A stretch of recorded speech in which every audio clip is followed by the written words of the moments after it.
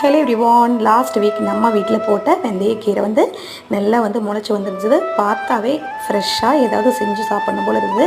So இன்றைக்கி ஹெல்த்தியான சூப்பரான டிஃப்ரெண்ட்டான டிஷ் தான் இதில் நம்ம பார்க்க போகிறோம். ஸோ வெந்தயக்கீரை சப்பாத்தி தான் எப்படி செய்யுதுன்னு பார்க்க போகிறோம்.